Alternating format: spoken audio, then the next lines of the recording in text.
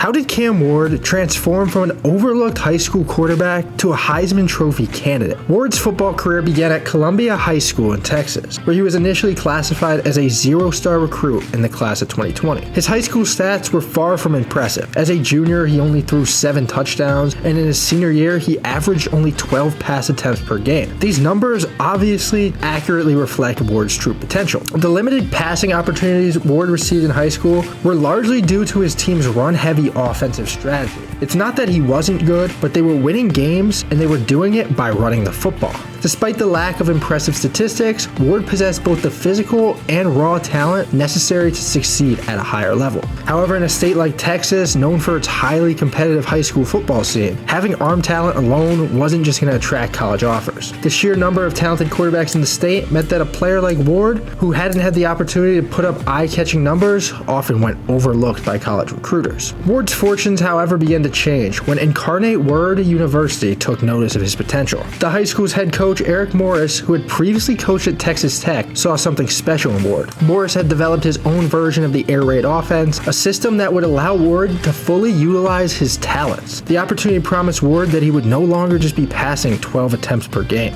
Initially, Incarnate Word's plan for Ward was developmental. The coaching staff expected him to spend 2 years as a backup, learning the system behind their already established quarterback John Copeland. He was an All-American who had already broken several school records. For Ward, the choice was simple. It was between accepting this developmental role at Incarnate Word or opting in for junior college at a JUCO. Determined to prove himself, he chose Incarnate Word, confidently telling his father that he would win the starting job as a freshman. His father wasn't sure what to make of it, but an unexpected turn of events worked in Word's favor. The COVID-19 pandemic forced the postponement of the football season this spring. This delay gave Cam Ward additional time to prepare and familiarize himself with the offensive system. When the opportunity finally came, Ward shocked everyone by winning the starting quarterback position, quickly proving that the coaching staff had made the right decision. In the abbreviated 6-game spring season that followed, Ward's talent was on full display. He threw for 2,000 yards and 24 touchdowns. Building on this success, he elevated his game even further in the subsequent fall season. Over 4,500 passing yards, 47 touchdowns, and 1 Conference Player of the Year. Ward planned on actually staying at Incarnate Word. They believed in him, and he wanted to stay where it was working. But it took an unexpected turn of events. His head coach and some of the other coaching staff left. The situation had changed drastically when Ward made the decision to enter the transfer portal, opening up new possibilities for his college career. This time around, Ward's recruitment was vastly different from his high school days. His performances at Incarnate Word had caught the attention of several high-profile programs. Ole Miss and the renowned head coach Lane Kiffin expressed interest, among other schools. However, when Washington State University showed interest, it was the perfect fit. His former coach, Eric Morris, had become the offensive coordinator at Washington State, and the existing trust with Morris's system made it an easy decision.